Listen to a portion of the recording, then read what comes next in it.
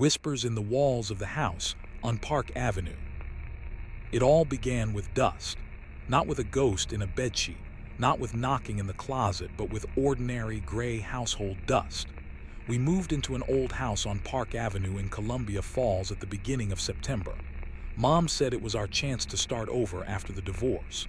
The house was huge, Victorian, with rent so cheap that Dad just snorted when he heard about it and said, "Melissa, everything in this life has a price." Back then, I thought he was talking about money. My name is Leo. I'm 15 and I hated everything about this move. The boring little town, the huge empty school where I was the invisible new kid in this house. It was cold. Not in terms of temperature, though that too, but in terms of atmosphere. The air inside was heavy, stagnant, as if it hadn't been aired out for decades. And the dust, it settled on the shelves just a few hours after cleaning. Mom blamed the old furnaces and the gaps in the windows. The first strange thing happened with my headphones. I was lying on my bed listening to music when a whisper clearly seeped through the track. Quiet, hissing, wordless, just a strip of vocal static but with intonation. I tore the headphones off, deciding it was a glitch in the file. But the whisper repeated the next day, this time coming from my phone's speaker while I was watching a video. It sounded like, "Stay." I told Mom. She touched my forehead, said it was stress from the move, and suggested signing me up with the school psychologist. I shut up. It was easier to pretend I made it all up. Then the shadows came alive. At the corner of my eye, they seemed to linger a second longer than they should have, taking on dense, angular shapes. One night, heading to the kitchen for water, I saw at the end of the hallway, in a strip of moonlight from the stairwell window, a clear human shadow, tall, with an unnaturally elongated neck. I froze, my heart hammering against my ribs. The shadow didn't move. I rubbed my eyes and it vanished. I blamed it on exhaustion. But the house was gaining momentum.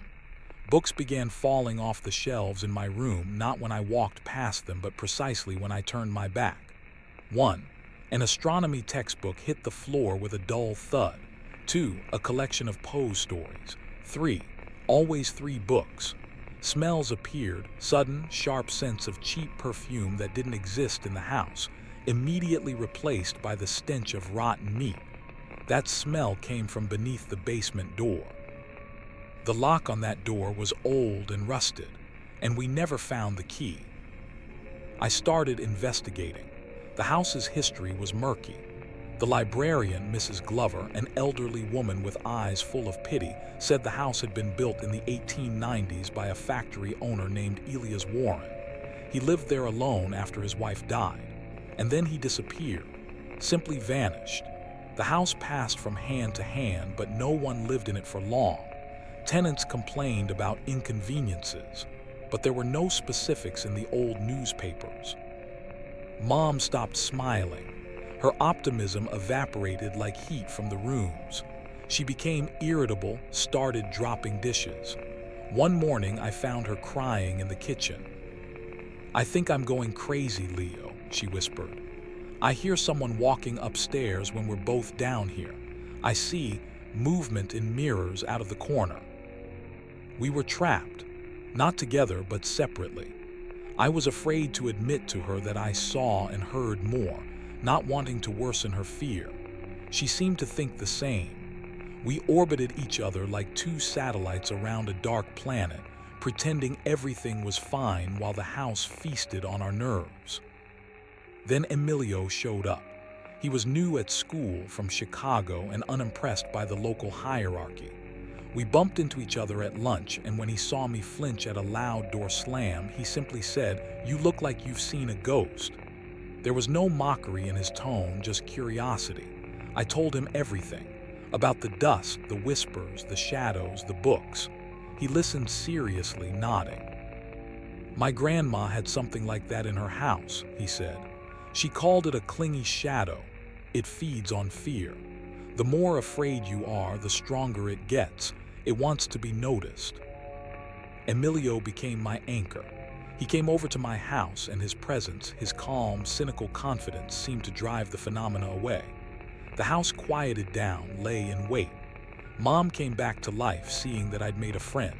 But as soon as Emilio left, everything returned with double force.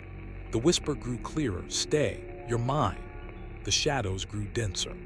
One morning I saw, on the bathroom mirror fogged with steam, the imprint of a long, bony hand with oversized joints. Not a drawing, but a pressed-in, sharply defined mark, as if someone had forced their hand into the glass with tremendous strength. Emilio and I decided to act. He found advice online about cleansing, skeptical but practical, salt on the thresholds, iron objects near the bed, documenting the phenomena. We set up an old camera connected to a laptop in my room overnight.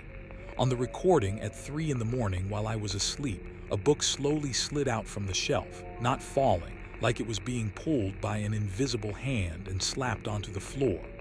Then a second, a third.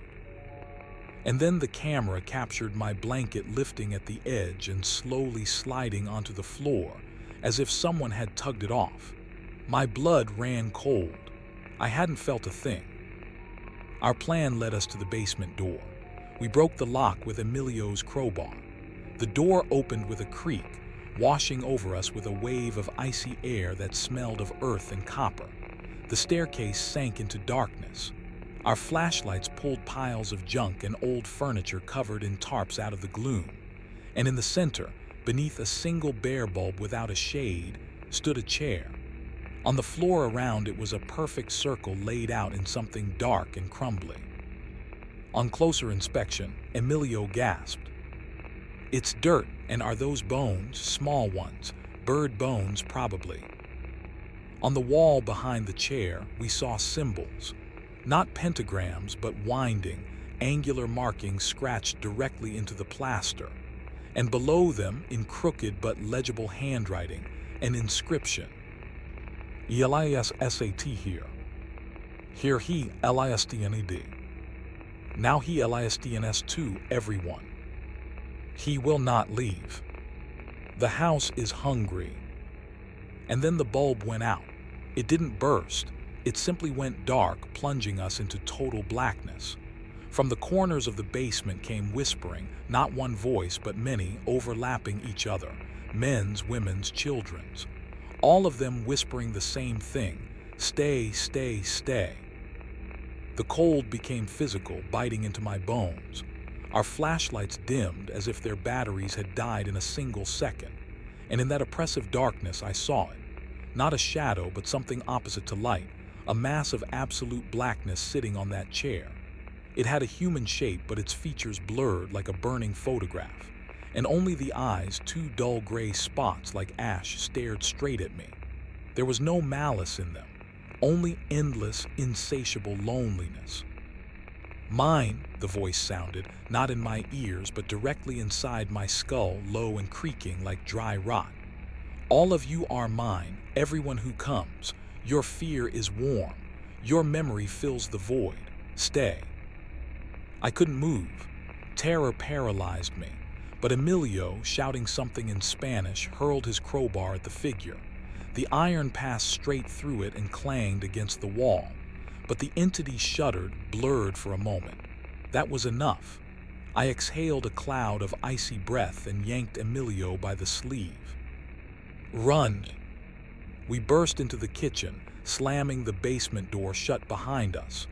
Mom was standing there, white as a sheet, her phone in her hands. He called," she whispered. "Me, from your number." I heard my own voice.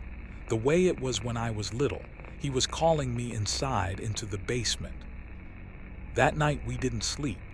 We sat in the living room under the light of every lamp we could find. The house raged.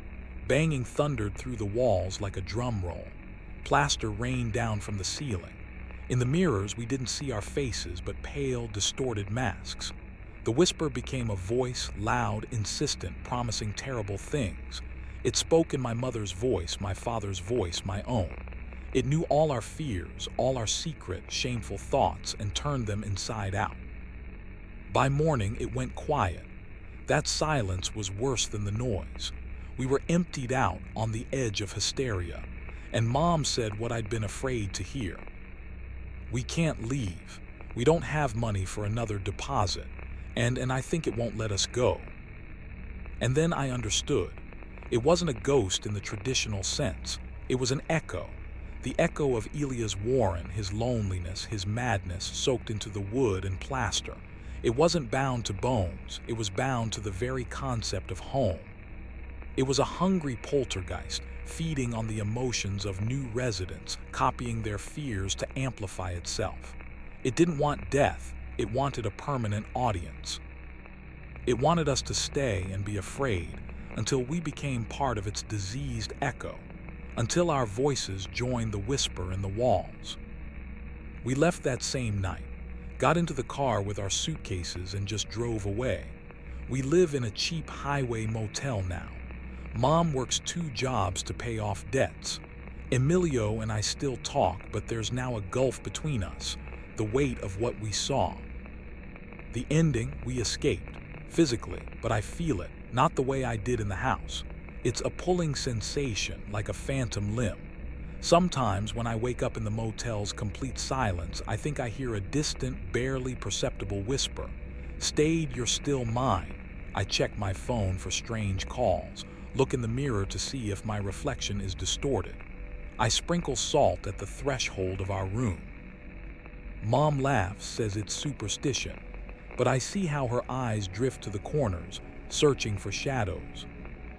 We carried it with us, not the whole entity, but a seed, a memory infection. It is hungry, and houses like the house on Park Avenue are hungry too. They wait for the next tenants, ready to sink their teeth into fear. Or maybe we're just broken and imagining it all. But I know the truth. Some houses are never empty. They wait, and they never truly let go. Because the most terrifying ghost isn't the one that lives in a house, but the one you carry inside yourself, knowing that some doors, once opened, can never be closed.